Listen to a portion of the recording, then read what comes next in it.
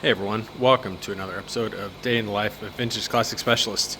We got a lot of red going on here in the shop. I was just kind of admiring how these cars look next to each other. Two red Beetles, a glittery red buggy, and hiding back there in the corner, the devil bus as I like to call it, because it's always trying to murder me with making things difficult. Anyway, yeah, loving the red in the shop. So if you saw the thumbnail, you know that this puppy moved today, driven in fact, under its own power for the first time, and I checked with the owner, 26 years since this thing has been driven. And I'll have to somehow make a video, and in fact I should start doing this. This was actually my wife's idea, is start making videos like shorts even of before and after of the major projects that we're doing. This one would be super fun because this thing looked nothing like this when it came in. It was kind of this like piss yellow color and had these kind of steel wheels on it, like stock up front, and some wide things on the back. It was just a nightmare. It had a plywood roof on it. Anyway, so yeah, complete transformation here. Totally different car, 100%. Although that having been said, this is the original color that this car was. So the owner that has the car, his dad bought it when he was when the current owner was pretty young, I think. I don't know, or maybe in his 20s or something. And they drove the heck out of this thing. And at some point, maybe even the guy that his dad bought it from, I don't know. It's been a while since we've talked about it, but at some point somebody painted this thing. But the original color on it was the metal flake red. We tried to preserve it, but it was too far gone. So believe it or not, this is paint. This is not gel coat. So Miguel down in San Diego, I can get you a hold of him if you need to. He can pretty much paint these buggies and make them look like or better than the original gel coat finishes. So there you go. Anyway, so yeah, took this thing for a spin today in my little initial parking lot loop that I do. We got a parking lot kind of back behind our building here that clears out about 3 or 4 in the afternoon, and I will be posting up a video of driving back there. Initial drive, like I said, first time in 26 years for this puppy. And yeah, it all went very smooth. Snapped off some pretty good pictures of it. And yeah, so why don't I talk about what I did today? So the obvious thing, other than driving this thing, is I did mount up its wheels and tires, which almost went without a hitch. And what I mean by that was when I first started mounting them up, I had this sort of like stock length, I guess you'd call them, wheel studs. And these wheels, particularly the back ones, it seems the mounting surface on the wheels is really thick. And so the sort of stock length wheel studs would have had like maybe that much thread in them, just not really safe. So luckily our friends over at More Parts had some longer ones in stock, so ran over there, got those and put all those in, and here we are. So yeah, I got those mounted up, and I think one of the studs on the front on this wheel was actually rubbing something inside the brake. You got to actually check this. Sometimes the studs go in pretty far before they sort of stop, and one or maybe two of them, I think, was hitting something on the brake. So checked all that out, and then ground them down on the backside. And anyway, so yeah, it took a while to get these wheels on. It unfortunately didn't go as smooth as just bolting them up, but the end result, worth it, 100%. Because, I mean, look at that. So sick. And yeah, the tires that he picked out, the sizing, just perfect.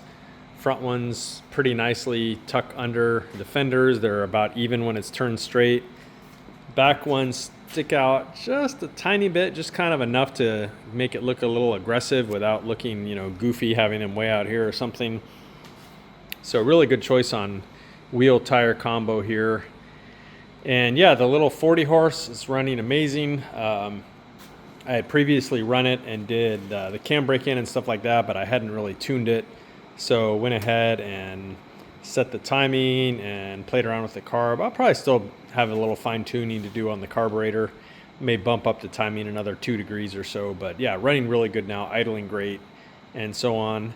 And so yeah, I need to reconnect to the little kind of elbow that connects the carburetor to the air cleaner.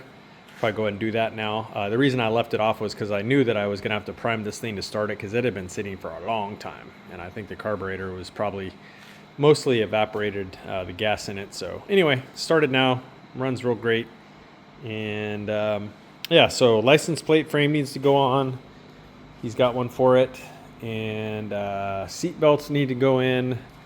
Need to do an alignment. The steering wheel is a bit crooked when you're going straight on the car, and I'm not sure about the toe in or toe out. I'll have to double check that, but yeah, I'll do like a very high quality alignment on it, and now that it's, you know, kind of settled under its own weight. And probably something else I'm forgetting, but I think that may actually be it. Is, yeah, license plate frame, that hose, seat belts, alignment, and then yeah, just some more miles. You know, need to make sure it's safe and reliable and so on, and then it'll be about time to hand this thing over to its owner for him to start enjoying. And he claims he's going to take it up Saddleback Mountain off-road trail there. We'll see if he does or not. I know a lot of the people in the comments are like, this car will never go off-road, it's too beautiful. So I don't know, we'll see.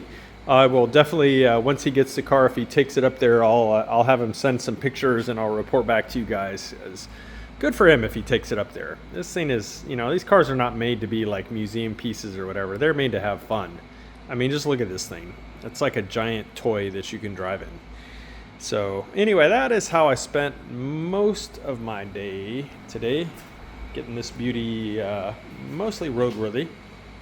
Another thing that I did was, again, on the 69 bay window bus, and they're all outside, so I'm not going to go out and show you right now, is the one more seat, which I had somehow forgot to do. It's the driver's seat. So I had to strip the upholstery off that one, and it had 5 springs that were broke. Pretty normal for them to have broken springs. So I went and welded those up and got those all repaired. And I think all those seat frames and stuff are going to powder coating hopefully tomorrow. And then our upholstery guy will hopefully pick all those up as soon as they're back from powder coating and get started on that. So as far as Mr. Rafa today, he also worked a little bit on the 69 bus. He took care of the other seat frames. There was a lot of missing tabs, those little sharp pointy tabs that help hold the upholstery in. A bunch of those were broken off, as they usually are. Some broken springs, some bent parts. So he spent quite a bit of time straightening out the all the seat frames, except for the one I did later today for the 69 bay window bus. And then for that beauty there, the mouse gray bus, again, he spent most of yesterday working on that one's engine tin.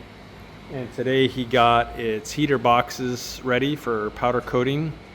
So I think the only thing left engine tin wise for this guy is his fan shroud. So as soon as we do that, probably in the morning, I'll take a huge load of this one's engine tin and the 69 bay windows seat frames over to sandblast and powder coat and get those going. This one, no news today. Still waiting on my machine shop to convert the rear drums to 14 millimeter. He said he might be able to get to it tomorrow, so fingers crossed that happens.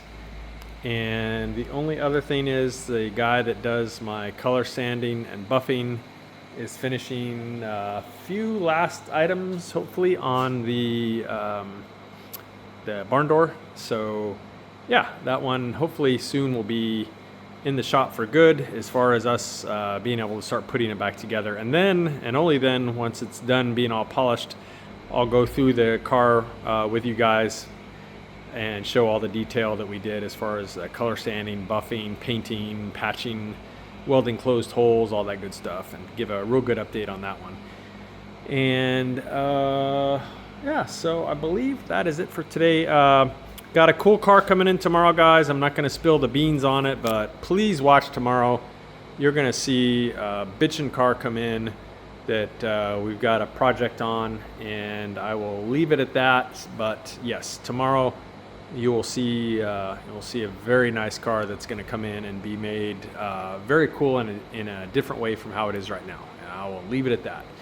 So thank you guys for watching. Appreciate you all likes and comments and all that good stuff. Really helps us out here and helps motivate us to keep having fun working on these cars and tell you guys what we're doing. So thanks again, and we'll see you soon. Bye.